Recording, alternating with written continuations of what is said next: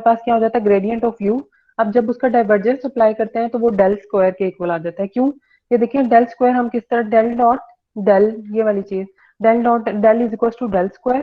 First del की definition हमारे पास क्या है, partial by partial x I plus partial by partial y j plus partial by partial z k dot partial by partial, इन जब का डॉट प्रोडक्ट लेंगे तो हमारे पास क्या आ जाएगा, partial square u over partial x square, you नहीं मतलब डेल स्क्वायर हो जाएगा। तो हम इसको किसका नाम देते हैं, लेप्लास।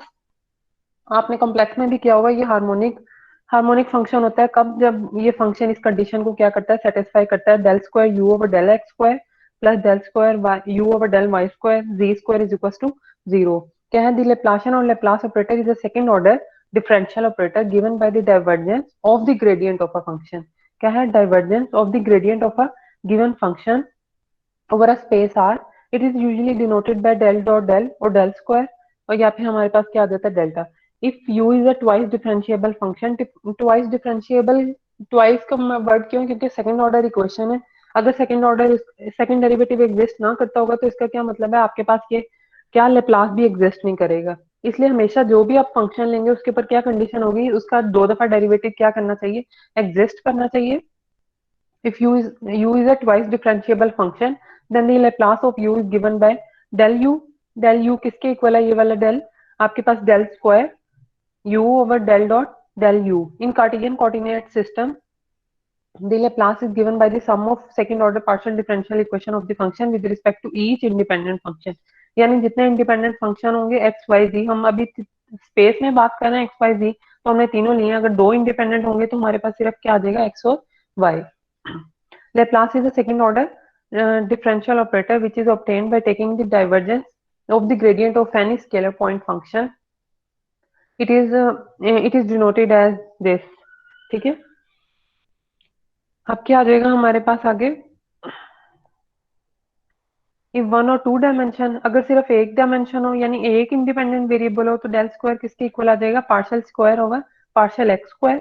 और अगर टू इंडिपेंडेंट वेरिएबल्स हो तो ये हमारे पास हो जाएगा Laplace del square is equal to partial by partial x square plus partial by partial y square. Del square is equals to, if phi is a scalar point function, then the divergence of the gradient of phi is given by del dot del phi, del square phi is a Laplace, and equation del square phi is called the Laplace equation. Equation का word क्यों आया, क्योंकि equality आ गया, वो सिर्फ हमारे पास तब तक क्या था, लेप्लास ऑपरेटर था। इक्वेशन का वर्ड कब आ गया, जब इक्वल टू जीरो हो गया या इक्वल टू समथिंग कुछ भी हो। If a scalar function phi is satisfied the Laplace equation del square phi is equal to zero, जो फंक्शन इस इक्वेशन को सेटिस्फाई करे तो फंक्शन को हम क्या कहते हैं, वो फंक्शन हमारे पास क्या है, harmonic function in the given in the region R, जो भी हमारे पास रीजन गिवन होगा। Mathematically it is given by del square phi over del x square, del square phi over del y square, del square phi over del z square is equal to zero.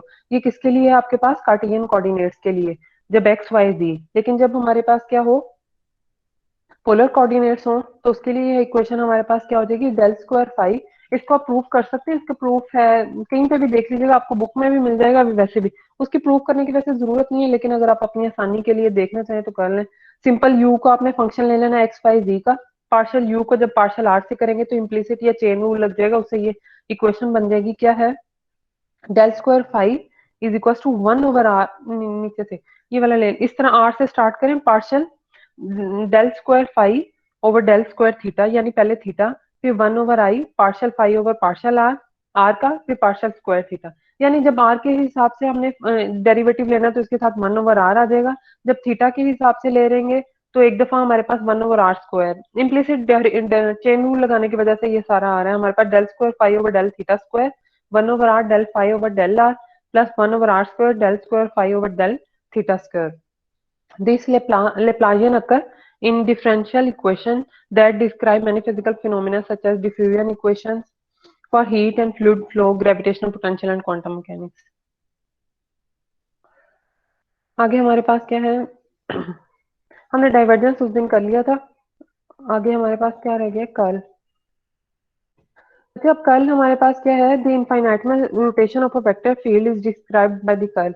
अब देखिए जब हम x Y plane की बात करते हैं तो उसमें एक्स एक्सिस के अलाउंग हम जब कहते हैं कि हमने प्लेन की फाइंड करनी है तो हम उसके लिए क्या डॉट प्रोडक्ट लेते हैं ना वेक्टर्स का, तो वो तो हमारे पास सिंपल ए डॉट बी हो जाता है। जब वेक्टर्स का क्रॉस प्रोडक्ट लेते हैं तो हमारे पास क्या आ जाता है, ए क्रॉस बी। और हम क्या कहते हैं, वो किसकी डायरेक्शन होती है, अलोंग द रोटेशन, यानी राइट हैंड रूल से हम फाइंड करते हैं। ठीक है, वही क्या, वेक्टर पॉइंट फंक्शन में हम किसको कहते हैं, कर्ल। क्या कहते हैं कि जब हम रोटेशन लेते हैं किसी चीज की या किसी वेक्टर की, तो वो हमें किसकी मदद से पता चलती है, ए जो भी वेक्टर पॉइंट फंक्शन है उसका जब डेल क्रॉस ले लेंगे तो वो हमारे पास किसको डिफाइन करता है, कर्ल को। और ये किसकी बताती है, रोटेशन बताती है किसी भी चीज की। ठीक है, इसको किस तरह डिफाइन करते हैं, the infinitesimal rotation of a vector field. किसी भी वेक्टर फील्ड का जब हम स्मॉल पोर्शंस पे रोटेशंस लेते हैं, described by the curl. Curl जब भी आएगा तो डाइवर्जेंस के लिए हमारे पास डॉट प्रोडक्ट होता है, gradient simple function del phi होता है, और डाइवर्जेंस डेल डॉट फाई होता है, और जब कर्ल होता है वो डेल क्रॉस फाई हो जाएगा। Is described by the curl. The curl of a specific point is shown by a vector at a point of a vector field. By a vector at every point of, क्या है, इनफाइनाइटसिमल rotation की हम बात कर रहे हैं तो वो कहते हैं हम हर पॉइंट पे कर्ल की डायरेक्शन को पता करते हैं। The curl of a specific point, किसी भी specific point is shown by a vector at every point. क्या एवरी पॉइंट का क्या मतलब है, आपको पॉइंट पी गिवन होगा कि इसके ऊपर कर्ल की वैल्यू फाइंड करेंगे, क्या आपके पास आएगी। ठीक है, the attributes of this vector length and direction characterize the rotation at that point। ठीक है, कर्ल हमारे पास जब भी बात होती है, देखिए जब डेल डॉट फाई हम ले लेते हैं तो हमारे पास क्या आ जाता है, डायरेक्शन खत्म हो जाती है आई जे के। लेकिन जब हम क्रॉस लेंगे तो हमारे पास partial by partial i written करता है, तो वो हमारे पास क्या कहती है, रोटेशन बताती है at that point. Her point पे जो पॉइंट पी गिवन होगा उसके ऊपर आपको क्या बताएगी, उस वेक्टर की रोटेशन बताएगी कि इस वेक्टर की रोटेशन क्या है। The direction of the curl is the axis of rotation as determined by right hand rule। क्या है, a क्रॉस b होगा, जो भी a और b की डायरेक्शन गिवन होगी, अगर इरेक्टेड थंब अपवर्ड होगा तो वो हमारे पास क्या होगी, axis of rotation along the positive z axis. और अगर b क्रॉस a हम फाइंड करेंगे तो डाउनवर्ड हो जाएगी, तो वो हमारे पास क्या हो जाएगी, नेगेटिव हो जाएगी, या डाउनवर्ड नेगेटिव z डायरेक्शन हो जाएगी। ठीक है, डेफिनेशन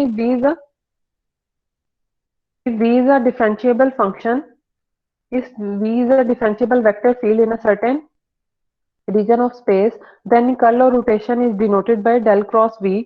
कर्ल v और rotation of v is defined by del। जब भी क्रॉस प्रोडक्ट आता है तो हम इसको किसका, जेकोबियन में लिख लेते हैं, where v1 v2 v3 are the components of vector field along x y and z। We can write the expression in matrix form। del cross v क्या है, दोनों में कंपोनेंट कौन से हैं, i। इसके अंदर v के अंदर भी हमारे पास क्या है, आई, जो भी वेक्टर गिवन है उन सबके कंपोनेंट्स क्या आई जे के, उनको हम फिक्स कर लेंगे आई जे के। फर्स्ट का आई का कंपोनेंट क्या है, अब डेल क्रॉस वी फाइंड कर रहे हैं हम, तो फर्स्ट जो डेल है उसका कंपोनेंट आई का आ जाएगा डेल क्रॉस वी। अगर वी क्रॉस डेल कर रहे होते तो हमारे पास पहले वी के कंपोनेंट्स आने थे और फिर क्या आना था, डेल आना था।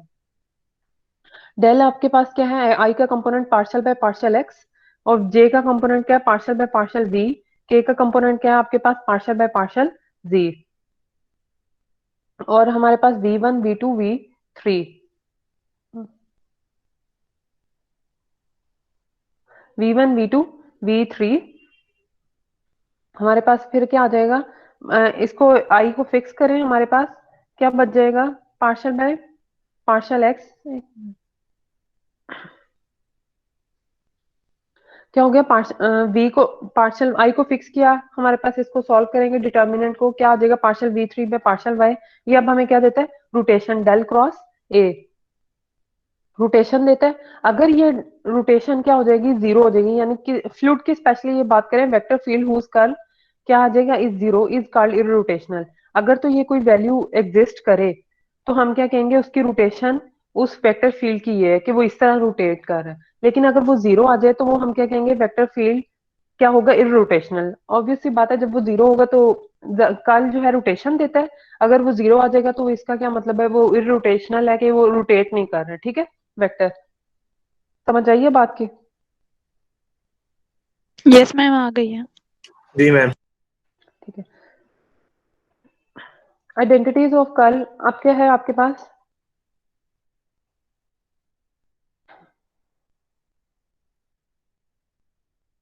Gradient has a curl zero.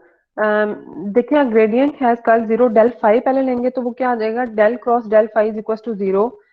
हम क्या डेल फाई लेके देखें, partial phi by partial x plus partial phi by partial y, इसको जब लेंगे तो हमारे पास फंक्शन क्या आ जाएगा, इसको लेके देखिएगा कि आपके पास जीरो आता है या नहीं आता। एक मिनट,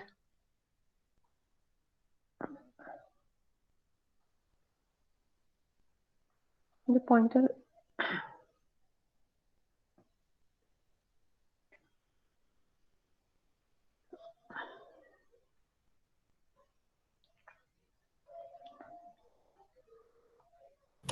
मैम जीरो आता है कर लिए? ये मैम क्वेश्चन आया था पेपर के अंदर मिड में। ठीक है, आपके पास क्या है, gradient has a zero curl, del cross del phi is equal to zero, a curl has zero divergence. इसको अभी अपने याद रखना है कि कर्ल जो है किसी भी ग्रेडियंट का जब हम लेंगे तो वो क्या आता है, जीरो आता है। और कर्ल जो है आपके पास जब डाइवर्जेंस लेंगे किसी कर्ल की, वो भी आपके पास क्या आती है, जीरो आती है। ठीक है, इन प्रॉपर्टीज को याद करते हुए अक्सर हमें आगे जरूरत पड़ती है। Del cross del phi is equal to zero और del dot del cross phi is equal to zero.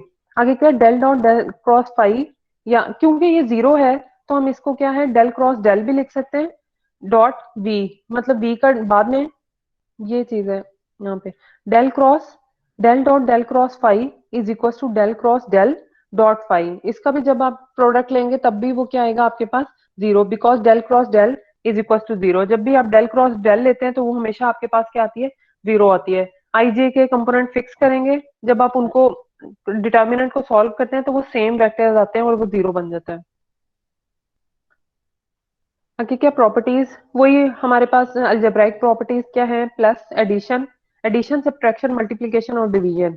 क्या है, डेल क्रॉस जब ए प्लस बी यानी एडिशन या सब्ट्रैक्शन पे अप्लाई होता है तो राइट हैंड साइड आपके पास क्या आ जाती है, डेल क्रॉस ए प्लस का साइन डेल क्रॉस बी, यानी curl of A plus B, curl A plus curl B. Del cross phi A, जब भी हमारे पास डेरिवेटिव लेते हैं किसी भी दो प्रोडक्ट पे तो दोनों पे क्या लग जाता है, अलग अलग अप्लाई हो जाता है, पर लगेगा किस तरह, फाई जो फंक्शन है वो अलग आ जाएगा, डेल क्रॉस ए प्लस, अब यहाँ पे क्या आएगा, क्रॉस नहीं आएगा, फाई जो है वो आपके पास क्या है, स्केलर फंक्शन, इसकी तो डायमेंशन है ही नहीं आई जे के, तो इसका क्या मतलब है, इसका क्या लेंगे हम, आई जे के, आपके पास डेल फाई आ जाएगा, डेल फाई क्रॉस ए। अब थर्ड हमारे पास क्या है, डेल क्रॉस डेल फाई, ये अभी हमने ऊपर पढ़ा है properties. The curl of a gradient of phi is zero और डाइवर्जेंस ऑफ अ कर्ल, ये भी क्या होती है, जीरो। ये चार प्रॉपर्टीज है। अब वही अल्जेब्राइक प्रॉपर्टीज है, क्योंकि हम हर किसी की प्रॉपर्टी को देखते हैं कि वो एडिशन सब्ट्रैक्शन को एज इट इज फॉलो करता है या नहीं, डेरिवेटिव्स में भी देखते हैं, इंटीग्रेशन में भी, इसी तरह डाइवर्जेंस में, ग्रेडियंट में और कर्ल में भी देखते हैं, हर चीज में देखते हैं कि ये किस तरह इस चीज को सेटिस्फाई करती है। प्रूफ है ये आप खुद ही कर लीजिएगा, A plus A one plus A two, जिस तरह भी एडिशन और सब्ट्रैक्शन है, जब इनका डिटर्मिनेंट खोलेंगे तो वो अलग अलग अप्लाई हो जाएंगे। इस पे एक एग्जांपल देखते हैं, कल हम ए जो है, हाँ मैम जी, स्टूडेंट्स के आगे तो कर दें मैम। अच्छा मैंने तो ऑटो किया, मैं पता नहीं क्यों नहीं ऐड हो रहा।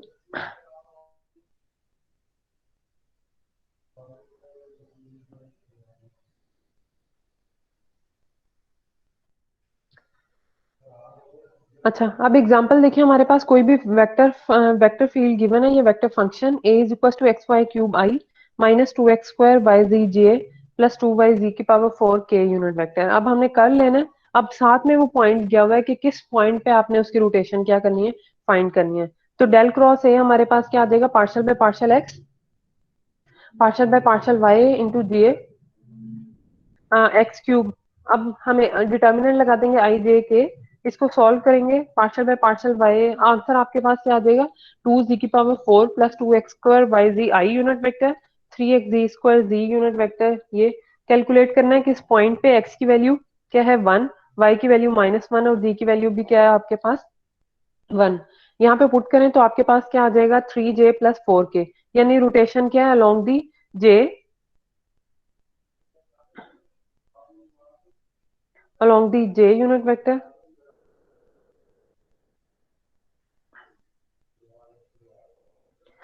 आपके पास क्या आ जाएगी, थ्री जे प्लस फोर के इज रिक्वायर्ड सोल्यूशन के थ्री कंपोनेंट, वो किसके अलोंग मूव कर रहा है, जे की रोटेशन हो रही है, और फोर कंपोनेंट आपके पास क्या आ जाएगा, फोर कंपोनेंट के यानी जी की डायरेक्शन में रोटेशन उसकी, जे और के कंपोनेंट में वाई जी प्लेन। आगे ये आसान है, ये आप खुद कर सकते हैं, डेल क्रॉस फाई ए क्रॉस डेल, ए की वैल्यू गिवन है और फाई आपके पास ये गिवन है, ए की वैल्यू हमने लिख ली two y z i minus अब क्या है del Yes, ma'am. A cross del phi आपके पास क्या आ जाएगा, इसको सॉल्व करिएगा आपके पास आंसर आ जाएगा ए क्रॉस डेल फाई।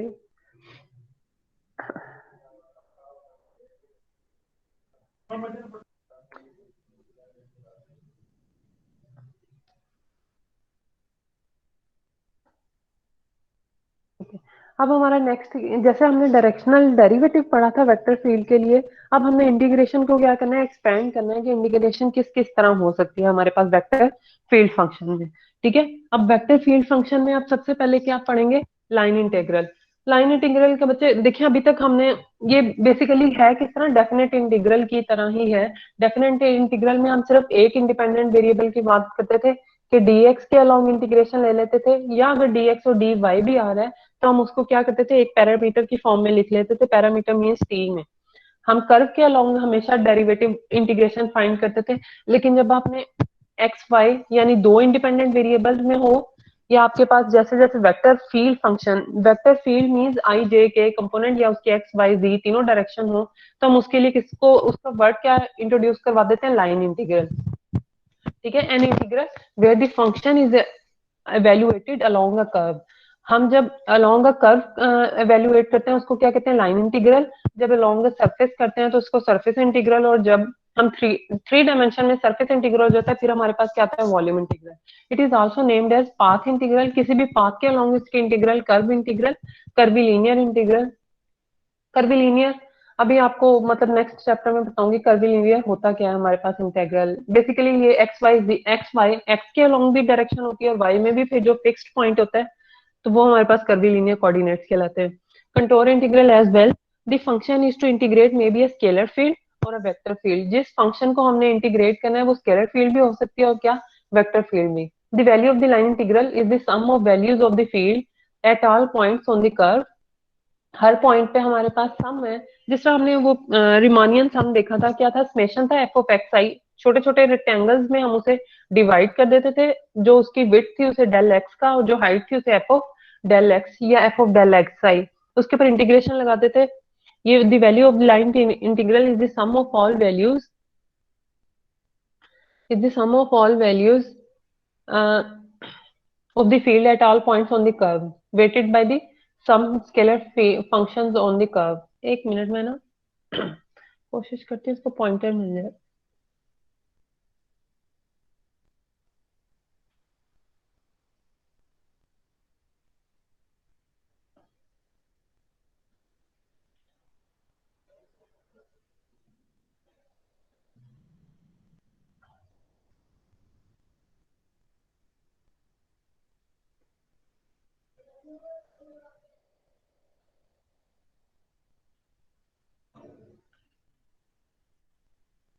अच्छा, चलिए अभी समझ आ गई इस चीज की ना। इंटीग्रल सिंपल है, अभी सिर्फ हमने इसको किसमें एक्सपेंड कर देना है, डीएक्स की बजाय। जिस तरह जब हम इंटीग्रेशन लेते थे तो सिर्फ डीएक्स लेते थे, या d y integration f of x d x हमें गिवन होता था, हम उसके अलोंग क्या ले लेते थे, इंटीग्रेशन ले लेते थे। अब जब हमारे पास दो हैं कि डीएक्स और डी वाई दोनों हो, या हम उसे किस तरह डी एक्स आई plus d y z, d r component इसी तरह है ना। The value of the line integral is the sum of values of the field at all point on the curve weighted by some scalar function on the curve।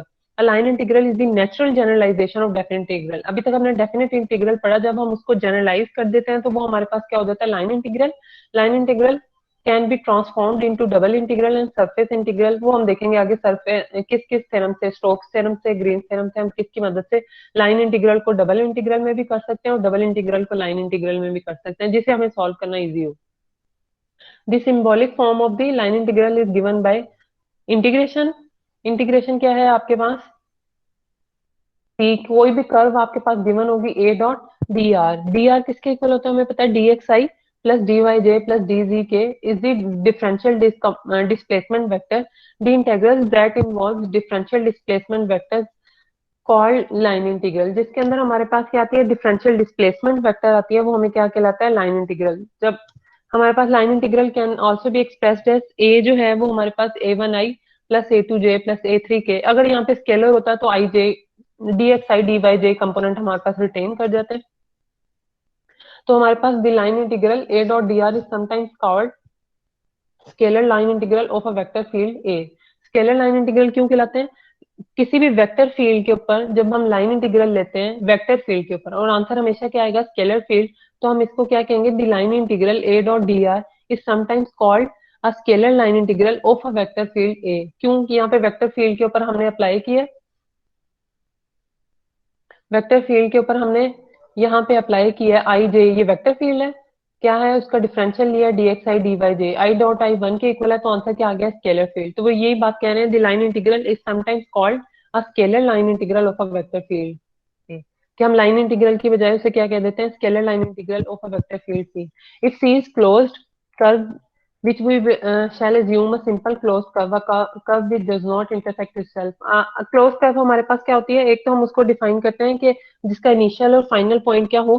Same हो, यानी अपने path को follow करती हो। और दूसरा, उसको complex में हम उसे सिंपल क्लोज कब कहते हैं? जब वो अपने आप को क्या ना करे? क्रॉस ना करे। ठीक है, जिस तरह सर्कल आपके पास क्या है? एक क्लोज्ड कर्व भी है, सिंपल क्लोज्ड कर्व है, हम उसको कहते हैं ना मल्टी, हमने पढ़ा हुआ है कॉम्प्लेक्स में कि हमारे पास सिंपल क्लोज्ड कर्व और मल्टीपल शायद, या कंटोर क्या होती है आपके पास, तो वो जो अपने आप को क्रॉस ना करे, वो आपके पास क्या होती है? सिंपल का वर्ड उसके साथ यूज हो जाता है, या उसे सिंपल हम इधर क्या कहते हैं? क्लोज्ड कर्व वेक्टर्स में, कॉम्प्लेक्स में हम इसको डिफाइन करते हैं मल्टी पॉइंट है या सिंपल है। ठीक है, कंटोर एप्लीकेशन ही कहते हैं मैम। कंटोर कहते हैं, हाँ ठीक है वेव लेंथ। ठीक है, अब क्या है? अब आपके पास application, some applications of the line integral, if the vector field to the integrated A is the force, हम क्या कहते हैं? वेक्टर फील्ड A की बजाय हम क्या ले लें? फोर्स ले लें, जो हमने पहले मैकेनिक्स में या फिजिक्स में पढ़ा हुआ है कि जनरल वेक्टर फील्ड A को मेंशन करने की बजाय हम क्या लेते हैं? कोई भी फोर्स फील्ड लेते हैं on a particle moving along C, then this line integral shows that, हमें पता है वर्क एफ डब्ल्यू किसके इक्वल होता है? एफ डॉट डी आर के इक्वल होता है। वही वो आपको क्या कह रहे हैं कि किसी वेक्टर फील्ड A की बजाय आप इसको क्या ले लें? एफ ले लें, वो F dot D R W के इक्वल होता है। तो ये हमारे पास किसको, अगर उसके अलोंग वर्क डन फाइंड करना है तो हम क्या ले लेते हैं? इंटीग्रेशन, तो वो हमारे पास क्या हो जाती है? लाइन इंटीग्रल को ही रिप्रेजेंट करता है। In fluid mechanics if the vector field to the integrated a represent the velocity of some fluid, then the line integral is called circulation of A and C. A about C. In general, we can say that any integral which is to be calculated along a curve is called a line integral. किसी भी curve के along जब आपने integration find करनी हो तो वो हमारे पास क्या है? कहलाती है line integral. Other forms of line integral, generally we define line integral by the vector function a dot dr. As we studied previously that the function to be integrated can be either scalar point function और vector point function. क्या है? हमें पता है कि हमने ए के ऊपर क्या लगाया हुआ है कि वो वेक्टर पॉइंट फंक्शन भी हो सकती है और क्या स्केलर पॉइंट फंक्शन भी हो सकता है। Here we will define the line integral using scalar point function। पता है simple phi dot D R की बजाय हम क्या लेंगे? फाई डी आर लेंगे, तो फाई डी एक्स आई plus d y j plus D G के, फाई डी एक्स हमारे पास सिंपल वही है। आगे डाइवर्जेंस हम अप्लाई कर देंगे फाई डॉट डी आर, तो ये हमारे पास क्या हो जाएगा? Phi D x I plus phi D J Y J. Also the general line integral indicates the dot product between the given vector field and the differentiable displacement vector. However, we can also express a cross product। क्या है? Line integral को हम divergence भी ले सकते हैं, curl भी ले सकते हैं और सिंपल ग्रेडियंट भी। उन्होंने तीनों की फॉर्म्स अलग अलग बताई हुई है। ए क्रॉस बी आर जब लेंगे तो वो हमारे पास वही वाली डिटर्मिनेंट अप्लाई हो जाएगा आई जे के कंपोनेंट। यहाँ पे हमने क्या ले लिया? डाइवर्जेंस ले लिया, डाइवर्जेंस ले लिया, और यहाँ पे क्या ले लिया? सिंपल ग्रेडियंट ले लिया। तीनों की उन्होंने अलग अलग फॉर्म लिख दिया कि अगर तीनों हमारे पास हो, क्रॉस प्रोडक्ट आ रही हो, या डॉट प्रोडक्ट या सिंपल ग्रेडियंट, तो हम उसको किस तरह डिफाइन करेंगे। वो तो आपको पीछे से पता है कि कर्ल डाइवर्जेंस हम किस तरह लिख सकते हैं, वही सिंपल आपके पास फॉर्म है। अब वही उन्होंने प्रॉपर्टीज जो अलजेब्राइक प्रॉपर्टीज है, एडिशन सब्ट्रैक्शन या मल्टीप्लिकेशन वाली, क्या है? के ए डॉट के कोई भी कांस्टेंट है, वो सिंपल कांस्टेंट जो होता है हमेशा इंटीग्रेशन से बाहर निकल जाता है। सिंपल आपके पास क्या बन जाएगा? ए डॉट डी आर, के ए डॉट डी आर, के कांस्टेंट बाहर निकल आएगा तो आपके पास क्या बच जाएगा? ए डॉट डी आर, के is any real constant. Second क्या है? जब दो फंक्शंस या दो वेक्टर फंक्शंस ऐड हो रहे हो और साथ डी और, तो दोनों के साथ क्या हो जाएगा? अलग अलग फंक्शन आ जाएगा आपके पास, A dot D r, B dot D R.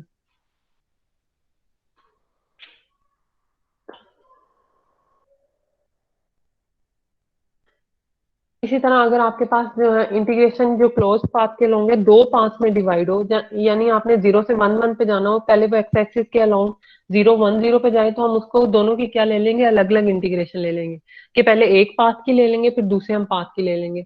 Where the path C is divided into two paths C1 and C2 has the same orientation। एक मिनट।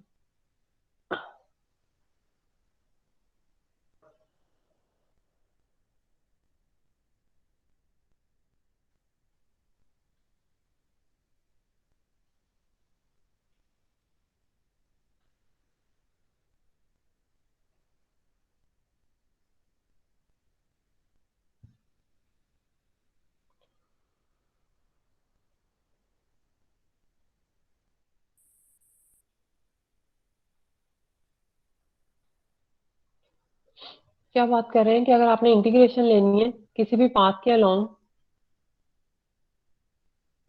एक्स एक्सिस, एक तो इसका पाथ क्या है, यहां से यहां तक आपके पास क्या है C1, और यहां से यहां तक आपके पास क्या है C2, और थर्ड आपके पास क्या पाथ है कि ये सिंपल आपके पास क्या हो, C हो।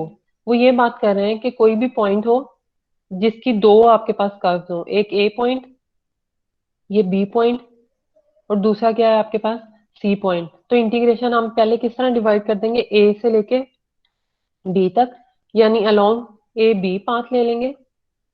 अब इसके दरमियान वेरी क्या कर रहा है, एक्स वेरी कर रहा है और वाई क्या है कांस्टेंट, dx प्लस, फिर सेकंड पाथ आप इंटीग्रेशन कहाँ से ले लेंगे, बी से सी। यानी अगर एक कर्व जो है वो दो या दो से पॉइंट ज्यादा में डिफाइन चेंज हो रही हो, तो हम उसको दोनों को क्या कर लेंगे, अलग अलग अप्लाई कर देंगे। इसमें आप देख लेंगे dx dy जो भी चेंज हो रहा होगा, वरना लाइन इंटीग्रल वाली इक्वेशन लगा देंगे। यही बात वो यहाँ पे कर रहे हैं।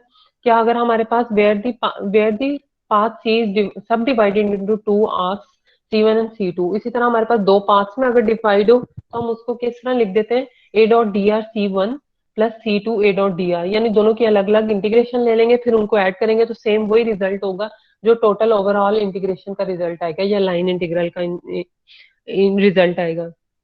If the sense of orientation along C is reserve, हमें पता है कि जब भी हमारे पास हम क्या करते हैं, डायरेक्शंस को, डायरेक्शन है लाइन इंटीग्रल, अगर डायरेक्शन है तो हम उसको क्या करेंगे, अगर अलोंग द कर्व मूव करेंगे तो वो पॉजिटिव वन होगा, और अलोंग द ऑपोजिट डायरेक्शन में होगा तो हमारे पास नेगेटिव डायरेक्शन आ जाएगी। If C is a piecewise smooth consisting of smooth curve C1 C2, ये क्या है, यहाँ पे सिर्फ दो पॉइंट्स की बात की हुई थी, आगे क्या कह रहे हैं, अगर n पार्ट्स में वो डिवाइड है तो तब भी उसका रिजल्ट वही होगा जो ओवरऑल लाइन इंटीग्रल का होगा, a डॉट डी आर, हम उसको डिवाइड कर देंगे C1 path में C2 C3 up to so on C1 is the sum, the orientation along C must be maintained over the, क्या है, सेम ओरिएंटेशन या सेम पाथ को फॉलो करे तो पॉजिटिव आएगा, अगर नेगेटिव होगा तो हम क्या कर देंगे, उसकी नेगेटिव डायरेक्शन में लिख देंगे।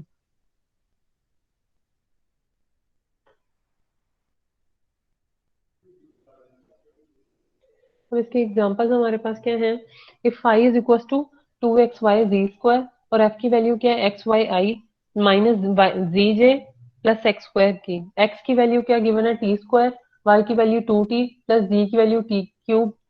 कर्व हमारे पास क्या गिवन है, is the curve x is equal to d from t is equal to 0 to t, evaluate the line integral along the curve phi dot D R. पहले हम क्या करेंगे, फाई हमें क्या गिवन है 2xy z², ये, और इसका हमने यहाँ पे वो डाइवर्जेंस वाली प्रॉपर्टी अप्लाई हुई है कि हमने कौन सा फाइंड करना है, phi dot D R. Phi आपके पास क्या है 2xy z², और एफ डी आर हमारे पास अब क्या है, dx plus D I plus D J.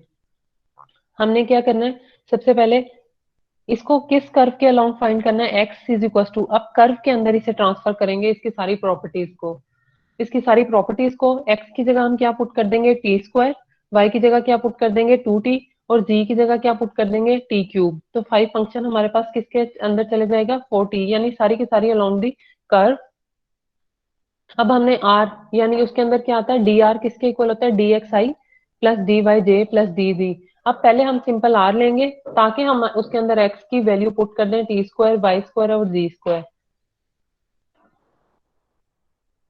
r की वैल्यू हमारे पास क्या हो जाएगी, xi plus yj plus zk, x की जगह t² पुट कर देंगे 2t प्लस tz, तो dx हमारे पास क्या आ जाएगा, t² का डेरिवेटिव 2t और y का डेरिवेटिव y 2t के इक्वल है, तो सिंपल आपके पास क्या आ जाएगा 2, और डी जी हमारे पास टी क्यूब के इक्वल है, तो ये क्या आ जाएगा 3t²। अब सिंपल हमें पता है फाई डॉट डी आर किसके इक्वल है, phi D X, phi D Y, phi D Z. ये बाद में इंटीग्रेशन अप्लाई कर लें, पहले से मल्टीप्लाई कर लें। फाई की वैल्यू आपके पास क्या है 4t², 4t², और dx की वैल्यू क्या आ जाएगी आपके पास 2t। ये dx की वैल्यू आपके पास क्या है 2t into I D J, इन सबको मल्टीप्लाई कर दें। बच्चे आपकी अपनी मर्जी है, इसको सिंपल पहले फाई, जो सिंपल फाई गिवन है उसको लेके डॉट डी आर ले लें, यानी dx dy में ही लिख दें, बाद में t की वैल्यूज पुट कर दें, जब एंड में रिजल्ट आए तब x y z की वैल्यू पुट कर लें, तब भी आंसर वही आएगा जो इस तरह पहले पुट करने से आ रहा है। Phi D X plus phi D Y, phi D Z, इसको पुट करेंगे तो आंसर आपके पास क्या आ जाएगा, फाई डी आर 8/11 आई 8/g। आगे आपने क्या लेना है, क्रॉस प्रोडक्ट लेना है, एफ गिवन है आपके पास x/i प्लस जी, एफ की वैल्यूज लें, इसको पुट करें एफ डॉट डी आर, जिसमें a क्रॉस डी आर हमारे पास इसके इक्वल है, जो हमने पहले ऊपर क्रॉस प्रोडक्ट निकाला है। इसी तरह एफ डॉट डी आर आपके पास ये चीज आ जाएगी।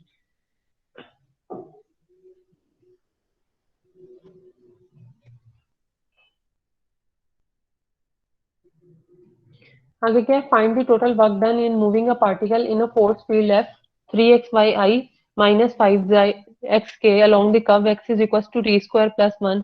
इसको दोबारा वही करना है, हमने क्या वर्क डन कैलकुलेट करना है, w is equal to F dot D R. आपके पास क्या आ जाएगा, along the point t is equal to 1 to t, f के अंदर जहां जहां पे x y z की वैल्यूज हैं वो आपने पुट कर देनी है। x क्या गिवन है आपको t² प्लस 1, y क्या गिवन है 2t², z क्या गिवन है t³ फ्रॉम 1 to 2। अब क्या है, इसको सिंपल आप कैलकुलेशन कर लेंगे इसकी, एफ डॉट डी आर जहां जहां पे एक्स आएगा, इंटीग्रेशन अप्लाई कर देंगे 1 से 2 तक, तो आपके पास आंसर आ जाएगा किसका, डब्ल्यू वर्क डन का 303। लाइन इंटीग्रल है, कोई डायरेक्शन भी नहीं आएगी, डॉट प्रोडक्ट। अच्छा, वो सिंपल कैलकुलेशन थी। जो आगे लाइन इंटीग्रल में बात है वो क्या है आपके पास, कि लाइन इंटीग्रल पाथ के ऊपर डिपेंड करता है या नहीं करता।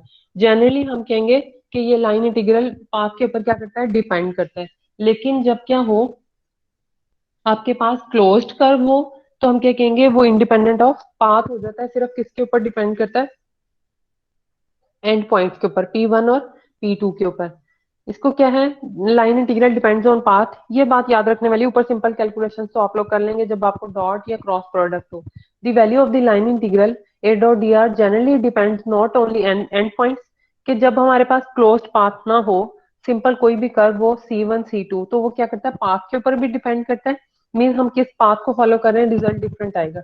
Does not depend on the end points P1 and P2 of the curve C, but also the geometric shape of the path C। यानी हम एंड पॉइंट्स पे तो, एंड पॉइंट्स क्या होते हैं, जो इनिशियल और फाइनल पॉइंट हमें लिमिट के गिवन होते हैं, उसके ऊपर तो डिपेंड करता ही करता है, लेकिन हम किस पाथ को फॉलो कर रहे हैं उसके ऊपर भी डिपेंड करता है। If we integrate from point P1 to P2 along different paths, we in general obtain different values of result।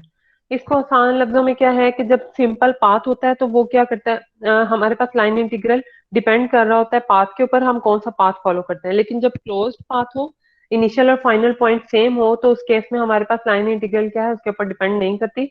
इसके सिंपल उन्होंने आपको क्या दिए हुए, प्रूफ दिए हुए। मैम एक दफा रिपीट करें ये बात। कि जब हमारे पास जो लाइन इंटीग्रल है वो पाथ के ऊपर क्या है, डिपेंडेंट है हर केस में। लेकिन डिपेंडेंट कब नहीं है, जब पाथ क्या हो, क्लोज्ड हो। क्लोज्ड का क्या मतलब है, इनिशियल और फाइनल पॉइंट जब सेम हो तो line integral independent of path है। जब क्लोज्ड कर्व ना हो तो वो हमारे पास क्या होती है, डिपेंड करता है पाथ के ऊपर। पाथ पे ऊपर डिपेंड करने का क्या मतलब है, हम कौन सी कर्व या कौन सा पाथ फॉलो कर रहे हैं उसके ऊपर भी डिपेंड करता है, और एंड पॉइंट के ऊपर भी फॉलो करता है। ये बात उन्होंने यहाँ पे लिखी हुई है, the value of the line integral. Line integral को हम किस तरह कैलकुलेट करते हैं, इससे generally depends not only, generally हम ये बात कर रहे हैं, not on the end point P1 and P2 of the curve C। किसी भी कर्व के ना सिर्फ एंड पॉइंट्स पे के ऊपर डिपेंड नहीं करता, और किसके ऊपर डिपेंड करता है, शेप के ऊपर। शेप का क्या मतलब है, हम कौन सा पाथ फॉलो कर रहे हैं, ठीक है। जिस तरह अब ये P1 है, ये P2 है, कोई भी ये पॉइंट है, हम अगर C2 के अलोंग मूव करते हैं P2 तक, इसका रिजल्ट डिफरेंट होगा अगर ये क्लोज ना हो। अभी तो ये क्या शो कर रहा है, क्लोज, पाथ को। लेकिन अगर ये सेम ना हो, C2 हमारे पास, C3 डिफरेंट है, C2 डिफरेंट है और C1 हमारे पास क्या है, डिफरेंट। C1 का रिजल्ट डिफरेंट आएगा, C2 का डिफरेंट आएगा, क्योंकि initial point P1 final point, तो इस जिस पाथ के अलोंग हम मूव कर रहे होंगे वो उसके ऊपर क्या करेगा, डिफरेंट रिजल्ट देगा, ठीक है। लेकिन अगर हमारे पास क्लोज्ड पाथ हो तो डिफरेंट रिजल्ट नहीं देगा। अब उन्होंने एग्जांपल दी हुई है किस तरह, if A is equal to 3x², ये evaluate A dot D R from 0 0 triple 0, यानी एक्स वाई जी कोऑर्डिनेट तीनों 0 हैं, मतलब, और हमने किसके, एक्स कोऑर्डिनेट भी 1 है, वाई कोऑर्डिनेट भी 1 है और जी अलोंग दी फॉलोइंग पाथ। अब आगे उन्होंने 3 पाथ हमें दिए हुए हैं, किस तरह, एक तो सिंपल यही है ना हमारे पास पाथ के ओरिजिनल पाथ 0 0 to 1, हमने इस कहाँ तक पहुंचना है, 1 1 तक, किस तरह, एक तो हमने मूव करेंगे 0 0 to 1 0 0, देखिए एक्स कोऑर्डिनेट आपके पास यहाँ पे क्या है, 1 है, और बाकी दोनों पॉइंट्स क्या है, 0। इसका क्या मतलब है, हमने किस तरह मूव करना है, ये वाला पॉइंट मूव करना है, कि यहाँ पे तीनों पॉइंट्स ओरिजिन क्या है, तीनों पॉइंट 0 है,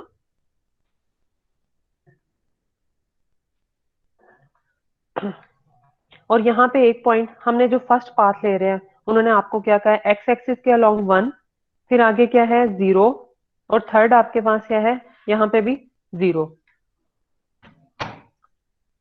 आपका यहाँ पे क्या आ जाएगा, ये बात उन्होंने क्या की है, फर्स्ट आपने क्या लेना है, दी स्ट्रेट लाइंस फ्रॉम 0 0 to 1 0 0। अब अगला आपने कहाँ पे मूव करना है, कि एक्स कोऑर्डिनेट भी 1 और वाई भी 1, लेकिन जी क्या है आपके पास, 0 to 1 1 1। क्या आपने इससे, एक तो आपने सिर्फ ये वाला पाथ लेना है पहले, फिर दूसरा पाथ कौन सा लेना है, जहां पे एक्स वाई कोऑर्डिनेट 1 हो लेकिन जी 0 हो, तो उससे आपने फाइनल पॉइंट आपके पास क्या गिवन है, जो ये कर्व है 1 1 1, ठीक है। अब सबसे पहले हम इसको स्टार्ट करेंगे, along the straight line from 0 0 to 1 0 0 is equal to, अब यहाँ पे कौन कौन से कोऑर्डिनेट देखिए, इनिशियल पॉइंट x 0, लेकिन हम कहाँ पे मूव कर रहे हैं, x की वैल्यू 1 पे, तो वेरी क्या कर रहा है, x तो वेरी कर रहा है कहाँ से लेके 0 से 1 तक, लेकिन यहाँ पे y की वैल्यू 0 है, और नेक्स्ट पॉइंट में भी y की वैल्यू क्या गिवन है, 0 गिवन है, कोई चेंज नहीं है y के अंदर, तो इसका क्या मतलब है, y की वैल्यू क्या आ जाएगी, 0। इसी तरह z कोऑर्डिनेट आपके पास क्या है, 0, जो x नेक्स्ट पॉइंट गिवन है वो भी आपके पास क्या गिवन है, 0, तो y भी 0 हो जाएगा और z भी 0। अगर पॉइंट्स भी 0 है तो इसका मतलब है डिफरेंशियल भी उसका 0 है, dy is equal to 0, derivative ले लें 0 का या y का, तो वो भी तब भी क्या आएगा, 0 आएगा, dz भी आपके पास क्या आ जाएगा, 0। तो x कहाँ से कहाँ तक वेरी कर रहा है, 0 से 1 तक, तो इंटेग्रल हमारे पास क्या हो जाएगा, a के अंदर क्या कोऑर्डिनेट है, कौन सा रिटेन करेगा, सिर्फ x कोऑर्डिनेट, यहाँ पे y भी 0 हो जाएगा, और क्या y z भी 0 हो जाएगा, यहाँ पे x 0 से मल्टीप्लाई होने के बाद वो भी 0 हो जाएगा।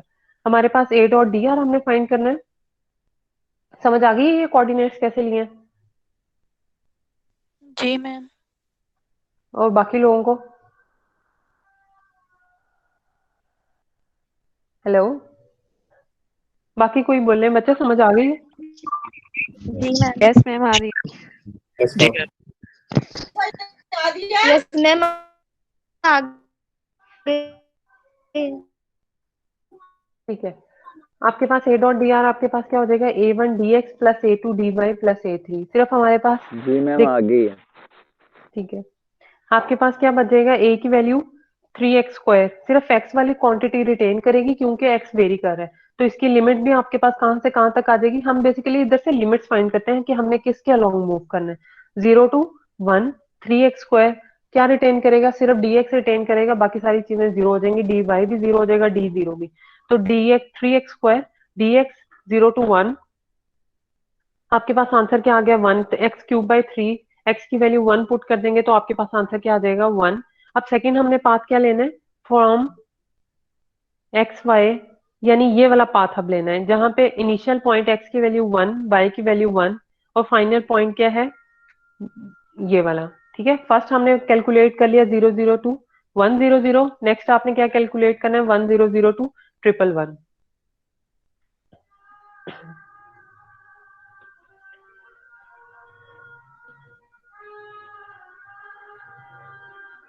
अब अगला पॉइंट हमारे पास क्या है,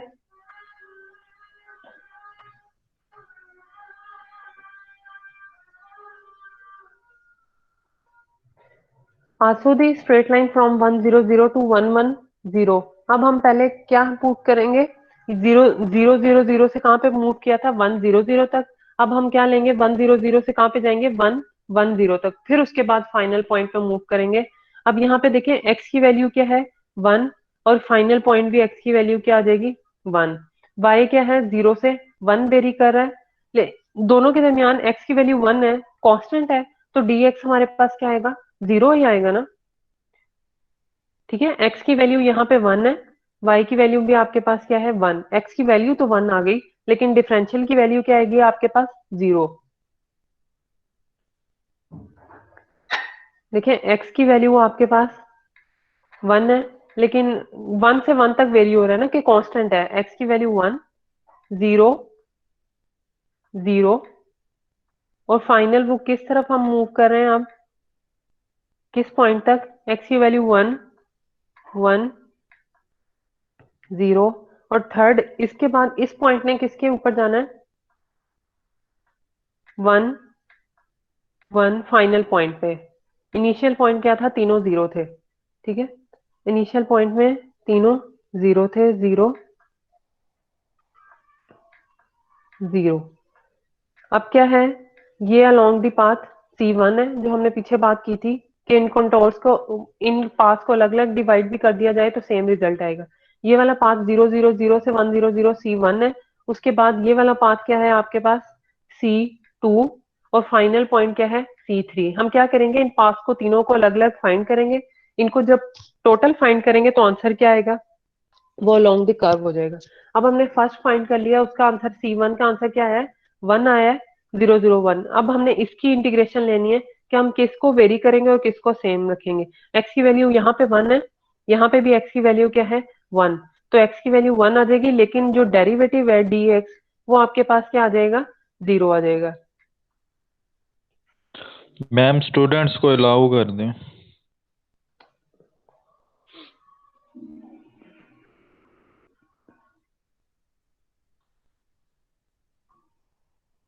dx क्या आ जाएगा, 0। अब देखिए y हमके पास चेंज हो रहा है 0 से 1। अब हमें नहीं पता कि y क्या वैल्यू लेगा, 0 लेगा, 0.1 लेगा, 0.2 लेगा, क्या वैल्यू लेगा। तो हम y को एज इट इज क्या रहने देंगे, y ही रहने देंगे। तो इसका डेरिवेटिव भी क्या रहेगा, dy ही रहेगा। आगे z की वैल्यू क्या है, z की वैल्यू 0 से 0, यानी z 0 ही रहेगा, और डेरिवेटिव ऑफ z भी आपके पास क्या रहेगा, 0 रहेगा।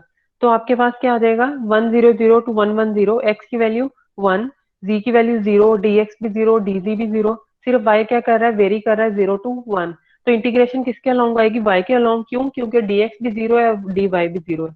इंटीग्रेशन हमें लिमिट्स पता है कि y की क्या है, 0 से 1, 0 के 1 के बीच ही चेंज हो रहा है ना, 0 टू 1। तो इसकी इंटीग्रेशन क्या आ जाएगी, 0 टू 1, 3x² था, लेकिन x की वैल्यू क्या है, 1, कि x चेंज नहीं हो रहा है, कांस्टेंट है 1 से 1 तक। तो ये क्या आ जाएगा, 3x², x की जगह 1, 3, 1 plus 6y into D X D Y. अब dx में भी 0 हो जाना है, तो आपके पास इधर dy रिटेन करेगा, तो 3x², अच्छा dx 0, ये क्या, 6y इंटू dx 14a की वैल्यू क्या है, इधर 3x² रिटेन करेगा, तो साथ आपके पास क्या आ जाएगा, dx 6y, dx इसके साथ भी 14yz dz x z² dz। तो यहाँ पे हमारे पास 3x² के साथ क्या आ रहा है, dx आ रहा है, dy नहीं आ रहा, क्योंकि i डॉट आई हम फाइंड कर रहे हैं ना, a डॉट, ये चीज हम फाइंड कर रहे हैं, a डॉट dr, ये हमारे पास a1 dx, a2 dy और d3। अब हमने dx भी 0 है, dz भी 0 है। अब हमने ये देखना है a2 के साथ कौन से कंपोनेंट आ रहे हैं। a2 में हमारे पास क्या है, 14 बाय z², लेकिन z के साथ 0 पुट करने से ओवरऑल फैक्टर क्या हो गया, 0 हो गया है। तो ये हमारे पास आंसर क्या आ जाएगा, 0 ही आ जाएगा।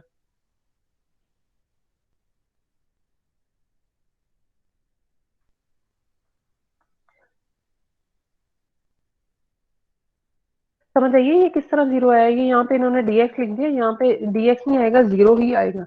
ओवरऑल 0 किसकी वजह से आ रहा है, क्योंकि हमारे पास यहाँ पे z के कोई भी टर्म ऐसी नहीं बच रही जो 0 ना हो। dx भी 0 है, dy भी 0, dy 0 नहीं है, लेकिन dy के साथ जो टर्म आ रही है 4/z, तो z 0 होने की वजह से ये सारा 0 हो रहा है। आपके पास ओवरऑल आंसर क्या आ जाएगा, जीरो आ जाएगा। समझ आ गई इस पॉइंट की? यहाँ पे इसमें थोड़ी सी मिस्टेक की हुई है, लेकिन ओवरऑल आंसर आपके पास जीरो ही आएगा।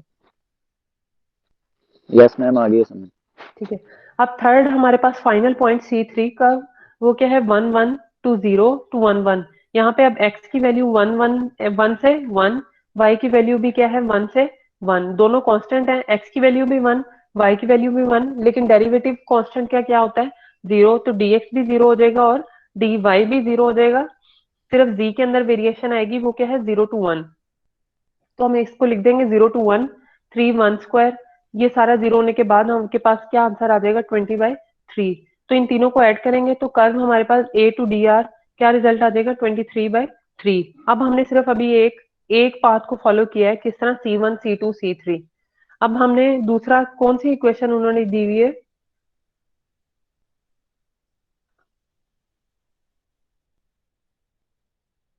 कहते हैं straight line joining. Second path आपके पास क्या है कि आपने क्या डायरेक्ट जो फाइनल होता है 0 0 to 1 1 हो जाएगा,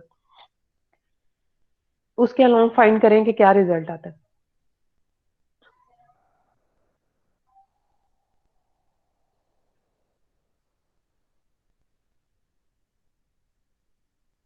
मैम बच्चों को ले लें।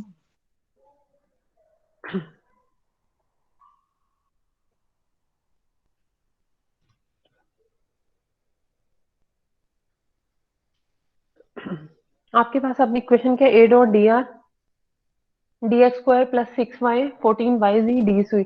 आपने इसे को क्या करना है अपनी आसानी के लिए, इसको पैरामीटर, अब हमें नहीं पता है कि हमने देखिए तीनों चीजें वेरी कर रही हैं, x कोऑर्डिनेट भी वेरी कर रहा है, y भी वेरी कर रहा है, यानी 0 to 1 0 to 1 0 to 1। हम क्या करेंगे पैरामीटर्स पुट कर देंगे, x की वैल्यू t, y की वैल्यू t और z की वैल्यू t।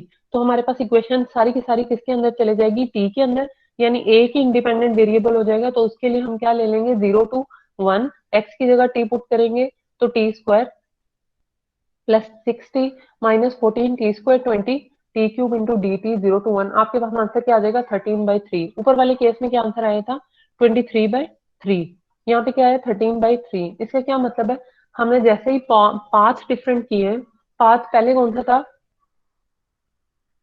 पाथ पहले कौन सा था कि हमने डिफरेंट पाथ लिए थे। देखिए जिस तरह इस केस में एक तो फाइनल पॉइंट है C, यानी A से C तक डायरेक्ट चले गए, और दूसरा कौन सा रास्ता था C1 से पहले गए फिर C2 गए, फिर हमने अब रिजल्ट क्या आया है कि जो फाइनल है उसका रिजल्ट क्या आया 13/3, यानी डायरेक्ट हम जब A से C पे मूव किए। लेकिन जब हमने पाथ को डिवाइड करके मूव किए, पहले C1 फिर C2 फिर C3, ये किसी और इक्वेशन की बात हो रही है, सिर्फ इसको C2 और C2 को जब ऐड किया तब आपके पास क्या है रिजल्ट डिफरेंट आया। इसका क्या मतलब है कि पाथ के ऊपर लाइन इंटीग्रल क्या कर रहा है डिपेंड कर रहा है generally. In example, we focus two cases here. In each case, the end points of the curve were same.